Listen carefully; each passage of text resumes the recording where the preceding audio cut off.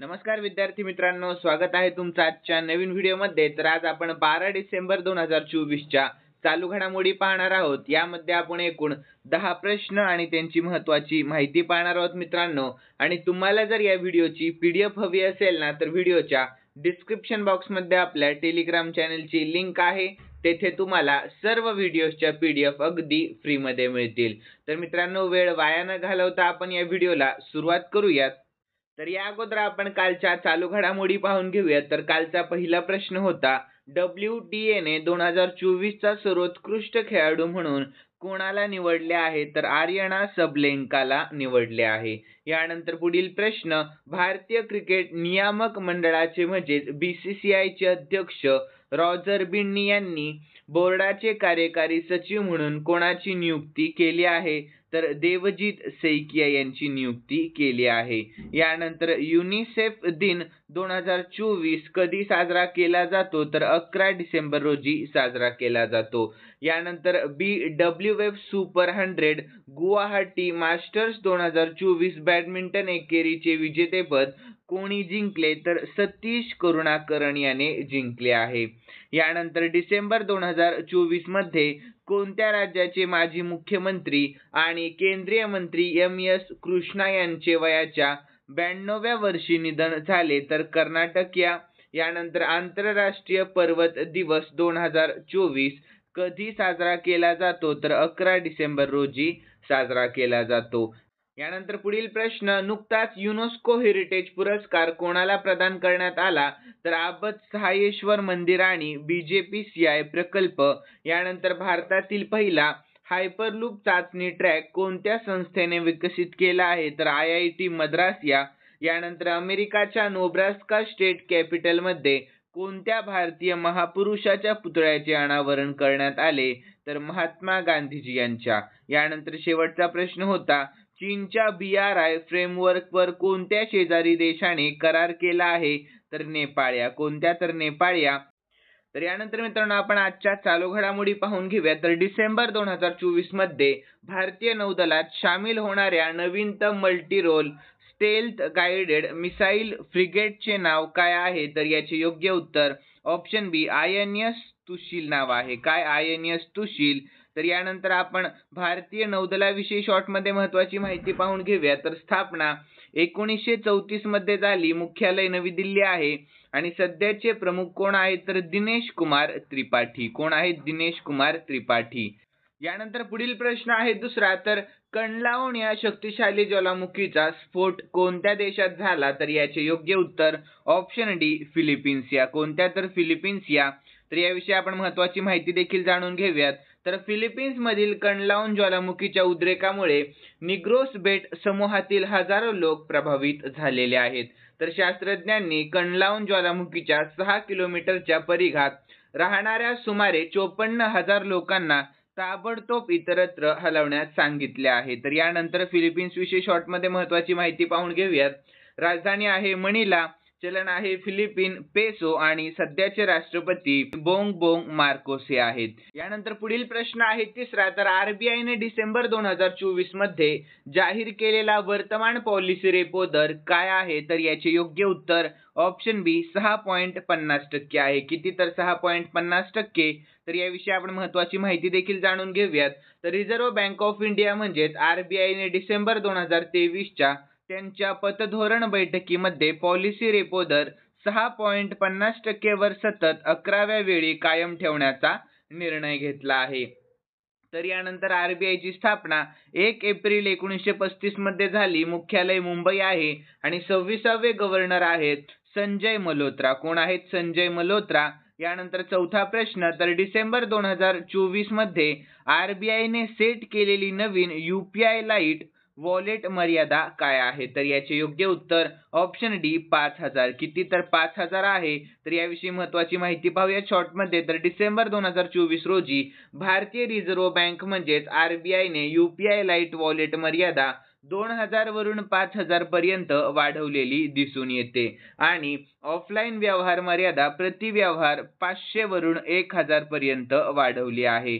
यानंतर मित्रांनो, पुढील प्रश्न आहे पाचवा, तर नोएडा आंतरराष्ट्रीय विमानतळाचे संचालक कोण झाले आहेत? तर याचे योग्य उत्तर ऑप्शन बी झुरिच आंतरराष्ट्रीय विमानतळ. ठीक आहे, लक्षात ठेवा.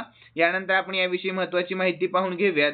तर ग्रेटर नोएडा मधील नोएडा आंतरराष्ट्रीय विमानतळाने डिसेंबर 2024 मध्ये पहिले चाचणी उड्डाण उतरल्यावर एक महत्त्वाचा टप्पा गाठला आहे. तर झुरिच आंतरराष्ट्रीय विमानतळ द्वारे संचलित हे विमानतळ एप्रिल 2025 पासून व्यावसायिक उड्डाणे सुरू करेल. यानंतर पुढील प्रश्न आहे 6वा. तर 82व्या गोल्डन ग्लोब पुरस्कारामध्ये सर्वोत्कृष्ट दिग्दर्शक मोशन पिक्चर साठी नामांकित झालेल्या पहिल्या भारतीय दिग्दर्शकचे नाव काय आहे? तर याचे योग्य उत्तर ऑप्शन बी पायल कपाडिया. काय आहे? पायल कपाडिया. तर याविषयी महत्त्वाची माहिती पाहूया शॉर्ट मध्ये. तर चित्रपट निर्मात्या पायल कपाडियाने 82व्या गोल्डन ग्लोब अवॉर्ड्स मध्ये सर्वोत्कृष्ट दिग्दर्शक मोशन पिक्चर साठी नामांकन मिळवणारी पहिली भारतीय दिग्दर्शिका म्हणून इतिहास रचलेला आहे. यानंतर पुढील प्रश्न आहे 7वा.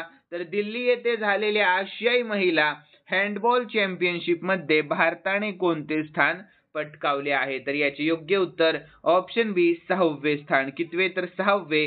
तर याविषयी महत्त्वाची माहिती पाहून घेऊयात. तर दिल्लीतील आशियाई महिला हँडबॉल चॅम्पियनशिप मध्ये भारत 6व्या स्थानावर राहिलेला आहे. यानंतर जपानने दक्षिण कोरियाचा पराभव करून या स्पर्धेचे विजेतेपद पटकावले आणि अंतिम फेरीत जपानने चुरशीच्या झालेल्या सामन्यात 25-24 असा विजय मिळवलेला आहे. यानंतर कझाकिस्तानने इराणला हरवून 3रे स्थान पटकावले. यानंतर इराण 4थ्या स्थानावर राहिलेला आहे. यानंतर पुढील प्रश्न आहे 8वा. तर कोणत्या भारतीयाला अलीकडे चॅम्पियन्स ऑफ द अर्थ पुरस्काराने सन्मानित करण्यात आले आहे? तर याचे योग्य उत्तर ऑप्शन बी माधव गाडगिळिया. कोणत्या? तर माधव गाडगिळिया.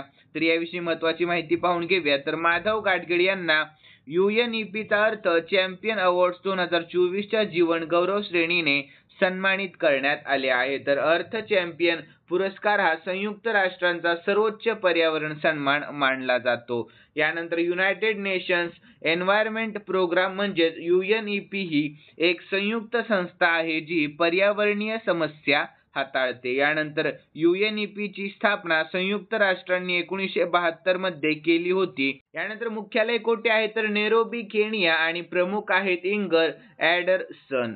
यानंतर पुढील प्रश्न आहे 9वा. तर दरवर्षी कोणता डिसेंबर हा प्रवासी राजस्थानी दिवस म्हणून साजरा केला जातो? तर याचे योग्य उत्तर आहे ऑप्शन ए 10 डिसेंबर. कोणता? तर 10 डिसेंबर.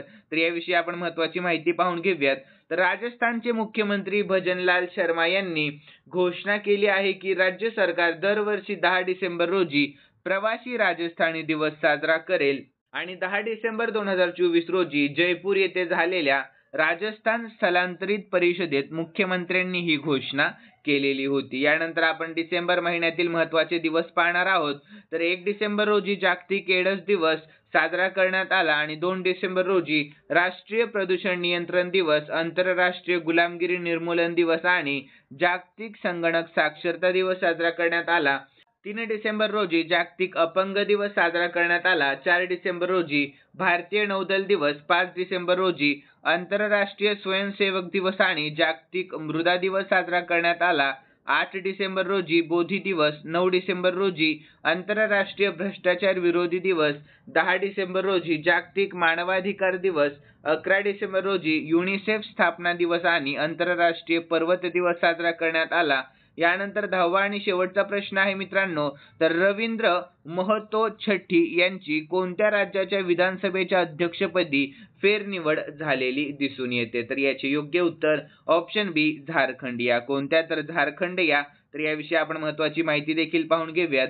तर सत्ताधारी पक्ष झारखंड मुक्ती मोर्चाचे रवींद्रनाथ महतो यांची डिसेंबर 2024 मध्ये 6व्या झारखंड विधानसभेच्या अध्यक्षपदी एकमताने पुन्हा निवड करण्यात आलेली आहे. तर रवींद्रनाथ महतो हे गेल्या 5व्या झारखंड विधानसभेचे अध्यक्षही होते आणि रवींद्रनाथ महतो हे सलग 2 वेळा विधानसभेचे अध्यक्ष म्हणून निवडून आलेले पहिले व्यक्ती आहेत. यानंतर मित्रांनो इंदर सिंग नामधारी हे एकमेव दुसरे व्यक्ती आहेत जे झारखंड विधानसभेचे 2 वेळा अध्यक्ष झाले आहेत. यानंतर झारखंड विषयी शॉर्ट मध्ये महत्त्वाची माहिती पाहून घेऊयात. तर राजधानी आहे रांची, सध्याचे मुख्यमंत्री हेमंत सोरेन आणि सध्याचे राज्यपाल आहेत संतोष गंगवार। यानंतर खालील प्रश्न स्पेशली मी तुमच्यासाठी ठेवलेला आहे मित्रांनो, आणि हा प्रश्न आपण कालच्या चालू घडामोडीमध्ये पाहिला होता। ज्यांनी कालचा व्हिडिओ पाहिलेला असेल त्यांना नक्कीच या प्रश्नाचे उत्तर येईल अशी मी अपेक्षा करतो। तर WTA ने 2024 चा सर्वोत्कृष्ट खेळाडू कोणाला घोषित केले आहे, तर याचे योग्य उत्तर तुम्हाला आपल्या कमेंट बॉक्स मध्ये सांगण्याचा प्रयत्न करायचा आहे मित्रांनो। आणि तुम्हाला जर उत्तर येत असेल तर प्लीज कमेंट बॉक्स मध्ये उत्तर सांगण्याचा प्रयत्न करत जा। आणि जर आजचा व्हिडिओ आवडलेला असेल तर नक्कीच या व्हिडिओला लाईक करा आणि सबस्क्राईब करायला अजिबात विसरू नका। तर चला भेटूयात नवीन व्हिडिओ मध्ये। धन्यवाद।